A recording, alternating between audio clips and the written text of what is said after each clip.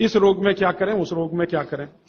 तो सबसे पहला प्रश्न जो मैं सबसे आसान मानता हूं, आंखों के नीचे काले धब्बे आ गए हैं तो क्या करें। मैं इसका उत्तर पहले दे चुका हूं, फिर दे रहा हूं। आपको सबसे अच्छा आसान उपाय मैं बता रहा हूं, वो ये, जिनको भी डार्क सर्किल है सवेरे उठें, सबसे पहला जो आपका थूक है, मुंह का लार है, इसको आंखों के नीचे लगा के मालिश करें, हल्की हल्की मालिश करें। आपके सारे डार्क सर्कल खत्म हो जाएंगे। और ये जो सुबह का मुंह का लार है, इससे आप अपने त्वचा रोग भी ठीक कर सकते हैं। खाज है, खुजली है, दाद है, सोराइसिस है, इचियोसिस है, एक्जिमा है, हर जगह इसको अप्लाई करें और हल्की हल्की मालिश करें। कोई कहेगा कि बहुत ज्यादा शरीर में है तो इतना तो थूक बनता ही नहीं है और पूरे शरीर पे लगाना पड़े तो ऐसी स्थिति में आप मुझे व्यक्तिगत रूप से शाम को 4 बजे मिलें, मैं आपको एक ऐसी दवा बता दूंगा या लिखा दूंगा जो थूक भी बढ़ा देगी और आपकी शरीर की खाज, खुजली, दाग, धब्बे सब मिटा देगी। वो व्यक्तिगत है। नींद बराबर नहीं आती, नींद बराबर नहीं आती है तो इसका माने एक ही आप जान लीजिए कि आपके शरीर में अगर वात बढ़ा हुआ है, वायु बढ़ी हुई है, तो अच्छी नींद कभी नहीं आएगी। तो इसके लिए बहुत सरल उपाय मैंने बताया था। रात को गाय का घी हल्का गर्म करके दोनों नाक में डाल के सोएं। गाय का घी हल्का गर्म करके, जब वो तरल हो जाए उतना ही गर्म करें और एक एक बूंद दोनों नाक में डालें और हल्के से खींचें, ज्यादा तेज नहीं, बस इतना करेंगे अंदर चला जाएगा। बहुत खींचने की जरूरत नहीं, क्योंकि आगे चला जाएगा, जहां नहीं जाना चाहिए वहां भी चला जा सकता है। तो हल्का खींचकर छोड़ दें और सो जाएं, भूल जाएं। फिर नींद बहुत अच्छी आएगी, खर्राटे बिल्कुल बंद हो जाएंगे, स्नोरिंग बिल्कुल खत्म हो जाएगी। नींद के समय जो खराब सपने आ रहे हैं, वो सपने कभी आएंगे नहीं, अच्छे ही सपने आएंगे। जब भी आएंगे, रात में नींद कभी खुलेगी नहीं, 6 घंटे के पहले आप उठेंगे नहीं कम से कम। रात की नींद खुलने का एक वो तकलीफ आ गया ना, पेशाब आती है, नींद खुल जाती है। घी डाल के सोएंगे तो रात को नींद कभी नहीं खुलेगी, 6, साढ़े 6, 7 घंटे के बाद ही खुले। और बच्चों को तो जरूर करें, इससे और एक फायदा होगा, स्मरण शक्ति बढ़ेगी। ठीक है। अभी है हाई ब्लड प्रेशर, रक्त का ऊंचा दबाव, अस्थमा, पेट की कब्जी, और इसमें भी फिर आ गया है त्वचा का कालापन। वो मैं उत्तर दे चुका हूं। अब मैं आ जाता हूं, ब्लड प्रेशर हाई है। वैसे तो ब्लड प्रेशर हाई और लो होना ये काल्पनिक चीज है, कभी बाद में चर्चा करूंगा। लेकिन अगर आपके मन में बैठ गई है तो इतना ही जान लीजिए कि आपको जब लग रहा है और डॉक्टर को ही कह रहा है कि आपका बीपी हाई है, तो समझ लीजिए, इसको बागवती जी दूसरे सूत्र में कहते हैं कि रक्त की अम्लता बढ़ी हुई है, एसिडिटी बढ़ी हुई है। अब रक्त में अम्लता है तो अम्लता को खत्म करने के लिए क्षारीय चीज खाएं, क्षार चीज खाएं, क्षार। अब क्षार वाली चीजें क्या है? सबसे अच्छी क्षार की चीज है मेथी, सब्जी के रूप में भी और दाने के रूप में मेथी। दूसरी क्षार वाली चीज है, आप में से जैन है तो वो नहीं खाएंगे, लेकिन जो जैन नहीं है उनको बता देता हूं, गाजर। तीसरी क्षार वाली चीज है कोई भी ऐसा फल जिसमें रस नहीं है, सेब, केला, अमरूद, ये क्षारीय है। कोई भी ऐसे फल याद रहेगा आपको जिसमें रस नहीं है, ये सब क्षारीय है। सब्जियों में पालक क्षारीय है, बैंगन क्षारीय है। आलू के बारे में कहते हैं ना अम्लीय ना क्षारीय, वो बीच का है। तो जो सब्जियां आपको क्षारीय हैं और जो मसाले माने औषधियां क्षारीय, इनका उपयोग करें तो अम्लता अपने आप कम होगी, तो ब्लड प्रेशर कम होगा, तो ट्राइग्लिसराइड कम होगा, मोटापा भी कम होगा, सब कुछ कम होगा आपका। तो हमेशा याद रखें। तो मेथी दाने का उपयोग मैंने बता दिया है, पानी में डाल के रात को छोड़ दें, सुबह उठकर दाना चबा के खाएं, पीछे से पानी पिए। गाजर का उपयोग बता दिया, कद्दूकस में घिसें, गाजर ले लें, वो कद्दूकस की गाजर को खा लें। और क्षारीय चीज मेथी की सब्जी रोज खाएं, पालक की सब्जी रोज खाएं। हरे पत्ते की कोई भी सब्जी क्षारीय होती है, और फल जिसमें रस नहीं है वो सब क्षारीय होंगे। बस याद इतना ही रखें।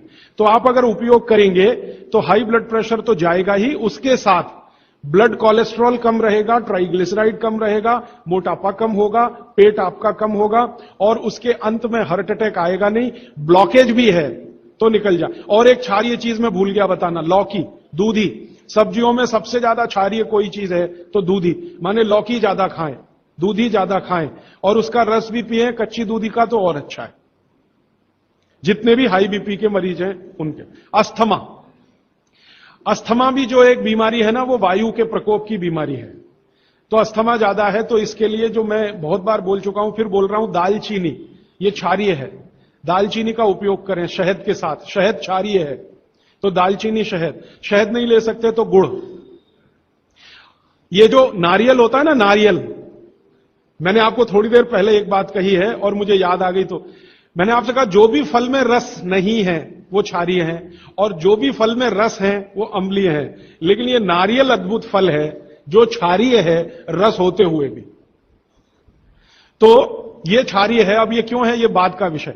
तो आप अगर अस्थमा से शिकार हैं, दमा के शिकार हैं, तो नियमित रूप से नारियल खाइए। हरा नारियल खाइए, कच्चा नारियल जिसको कहा जाता है, चबा चबा के खाइए। कितना खाएं जी? एक दिन में 50 ग्राम तक खा सकते हैं चबा चबा। तो दालचीनी और गुड़ लिया और नारियल चबा के खाया, 3 महीने के बाद आपका अस्थमा जड़ से खत्म होगा, वो 40 साल पुराना हो तो भी। इसके बाद हां, बाकी तो आंखों की। मुंह में छाले बहुत रहते हैं। ये मुंह में छाले बहुत रहते हैं, इसका माने पेट आपका साफ नहीं है, बड़ी आंत आपकी कचरे से भरी हुई है। तो मुंह में छाले रहते हैं, तो सुबह सुबह का जो मैंने नियम बताया ना, पानी उठते ही पिए, घूट घूट पिए, तो छाले अपने आप खत्म। जैसे ही बड़ी आंत साफ हो जाएगी, छाले कभी नहीं आएंगे। और अगर आपको ये करने के बाद भी छाले में आराम नहीं मिल रहा है, तो आपको एक सरल आसान दवा बता देता हूं, जो होम्योपैथी की दुकान में मिलती है, जो बड़ी आंत को सबसे जल्दी से साफ कर देती है। उस दवा का नाम है बोरेक्स। सुहागा, सुहागा आप सब जानते हैं ना, सुहागा आंत को साफ करने वाली सबसे तीव्र दवा है, तीव्र। इसी का डाइल्यूशन करके होम्योपैथी में बनाया बोरेक्स। तो ले लें, किसी भी होम्योपैथी की दुकान से खरीद लें, 30 पोटेंसी में या 200 पोटेंसी में। इसके 3 ही खुराक लेंगे तो जीवन भर के लिए छाले की बीमारी आपकी आएगी नहीं, क्योंकि यह तुरंत बड़ी आंत को साफ करता है। पानी करेगा, धीरे धीरे करेगा। बोरेक्स तो एक ही दिन में काम करता है, लेकिन बागवट जी कहते हैं ये एक ही दिन का चक्कर छोड़ना चाहिए, तुरंत हर चीज का रिजल्ट मिल जाए। वो कहते हैं जीवन में कोई भी चीज फास्ट है ही नहीं, हर चीज स्लो है। तो कोशिश करिए पानी से ठीक करें, और अगर आप बहुत परेशान हैं तभी बोरेक्स का इस्तेमाल करें। और ये दवा हमेशा पानी में डाल के लें, 1 बूंद डाल दें पानी में, और उस पानी के 3 हिस्से करके उसको पी लें। 1 कप पानी हो, आधा कप पानी हो, 1/4 कप पानी हो। अच्छा, अर्थराइटिस के लिए किसी ने पूछा है, अर्थराइटिस के अब जितने भी प्रश्न आएंगे उनका एक ही साथ ही उत्तर है कि अर्थराइटिस की समस्या अगर बहुत गंभीर है और डॉक्टर आपको कोई ये कह रहा है कि जी ऑपरेशन करा लो, तो हाथ जोड़कर कहता हूं ऑपरेशन तो कभी मत कराना, क्योंकि आप जिस स्थिति में हैं उससे भी ज्यादा खराब हो जाएगी। इस हिंदुस्तान के भूतपूर्व प्रधानमंत्री श्री अटल बिहारी वाजपेयी ने दुनिया के सबसे बड़े डॉक्टर से ऑपरेशन कराया था, नहीं कराया? स्पेशल चार्टर्ड प्लेन भेजकर अमेरिका से उस डॉक्टर को बुलाया, डॉक्टर राणावत, और उसने दुनिया के सबसे अच्छे घुटने कप्स लाकर अटल जी को फिट किए हैं।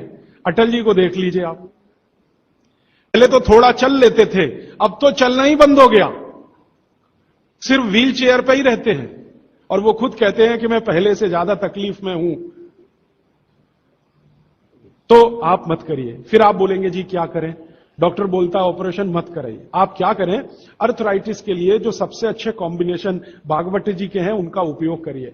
उसके लिए सबसे अच्छा वो बोलते हैं चूना खाइए, चूना क्षारीय है, अम्लता को कम करता है, ज्यादा अम्लता बढ़े तो अर्थराइटिस होता है, तो चूना खाइए। खाने का तरीका मैंने बता दिया, दही में, छाछ में, पानी में, जूस में, और एक दिन में अर्थराइटिस के पेशेंट 2 ग्राम खा सकते हैं, स्वस्थ आदमी तो 1 ही ग्राम खाए। चूना खाइए। मेथी दाना लीजिए, क्षारीय है।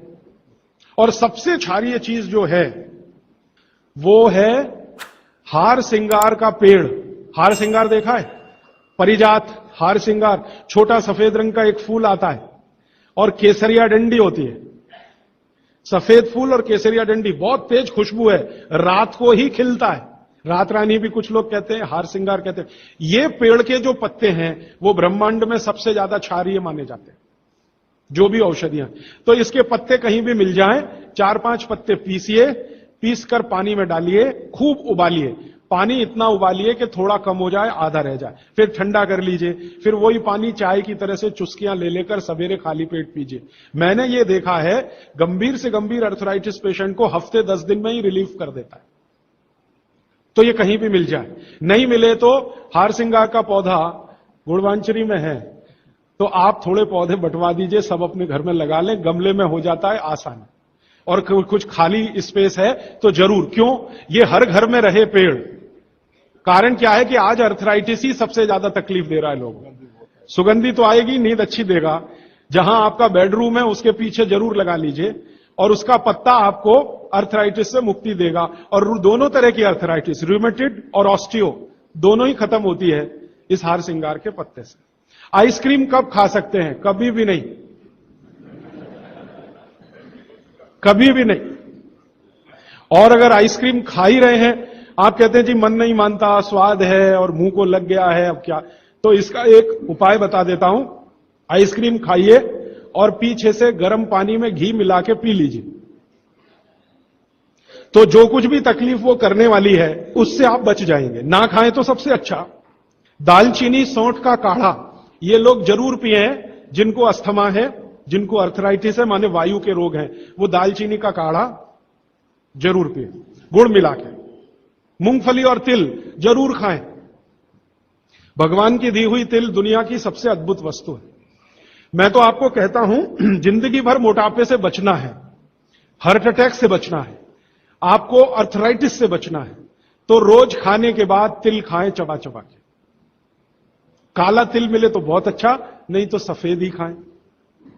और आप जहां रहते हैं यहां के लिए तो बहुत ही अच्छा, मद्रास जैसे एरिया के लिए। एसिडिटी कम करने के लिए क्या करें? अम्लीय चीज ना खाएं, क्षारीय चीज ज्यादा खाएं, एसिडिटी कम होगी। और पानी घूट घूट पिए, 1-1.5 घंटे के बाद पिए, सुबह उठते ही पानी पिए, एसिडिटी सबसे पहले खत्म होगी। और आखिरी दवा जो सबसे प्रभावी है, जिनको भी एसिडिटी की बहुत तकलीफ है, खाने के बाद ये जो अजवाइन है ना, अजवाइन, इसको भूने तवे पे और थोड़ा काला नमक मिला के ले लें। मिश्री का सेवन बहुत अच्छा है, चीनी से बहुत अच्छा, लेकिन गुड़ से थोड़ा कम अच्छा। मिश्री चीनी की तुलना में तो बहुत अच्छी है और गुड़ से कुछ कम अच्छी है। तो चीनी छोड़ रहे हैं तो मिश्री पे चले जाइए, मिश्री छोड़कर गुड़ पे आ जाइए। हाँ, एक किसी ने सवाल पूछा है कि आप कौन सी जगह पे परमानेंट मिलते? मैं परमानेंट कहीं नहीं मिलता। लोग जो है ना, मुझे कहते हैं कि राजीव दीक्षित रेल आश्रमी है, माने हर दिन ज्यादा से ज्यादा मैं रेल में मिलता हूं।